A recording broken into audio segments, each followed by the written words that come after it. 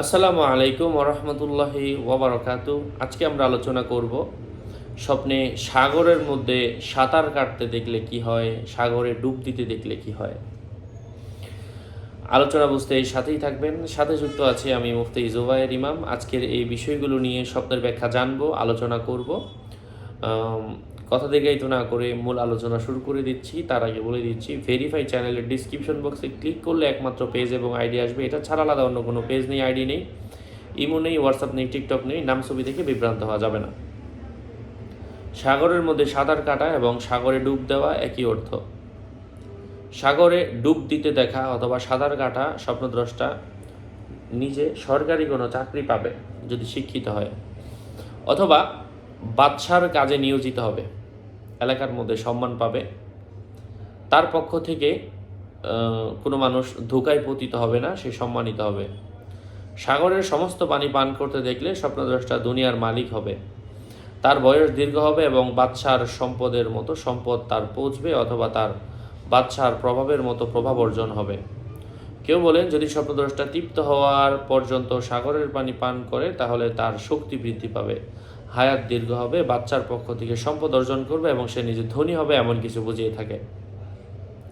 স্বপ্নদ্রষ্টা কারো কাছ থেকে পানি চাইতে দেখলে সে বাচ্চার কাছে কাজ তালাশ করবে এবং তার চাওয়া পরিমাণ তার কাছে থেকে সম্পদ অর্জন করবে। সাগরের পানি পাত্রে ঢালতে দেখলে স্বপ্নদ্রষ্টা বাচ্চার কাছে থেকে প্রচুর সম্পদ সংগ্রহ করবে, অথবা আল্লাহ তাআলা তাকে এমন রাজত্ব দান করবেন যার মাঝে সে সম্পদ একত্রিত করবে। রাজত্ব সাগর থেকে অনেক শক্তিশালী, প্রশস্ত ও স্থায়ী হয়ে থাকে, কারণ আল্লাহ পাক তা দান করেছেন।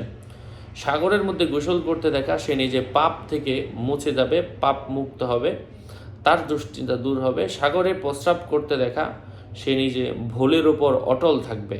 অনেক মানুষ এমন আছে, সে নিজে যা বুঝে তাই, কারো কথা শুনতে চায় না। অনেক মহিলা এমন আছে, অনেক পুরুষ এমন আছে, যা বুঝে তাই, ভালোটা ভালো লাগে না, কথা বাড়ায় কমায়া বলে, এমন আছে অনেকেই।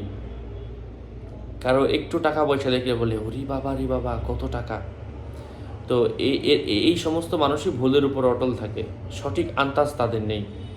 দূর থেকে সাগর দেখা, এমন স্বপ্ন দেখা ভয়ানক কোনো কিছু তার সাথে ঘটতে চলেছে।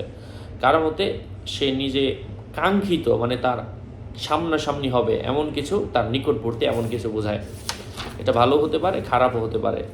আশা করছি বুঝতে পেরেছেন। আরও আপডেট পেতে সাথেই থাকবেন। সকলের মঙ্গল কামনা করে এখানেই শেষ করছি। দেখা হবে অন্য কোনো এপিসোডে। আসসালামু আলাইকুম ওয়া রাহমাতুল্লাহি ওয়া বারাকাতুহু।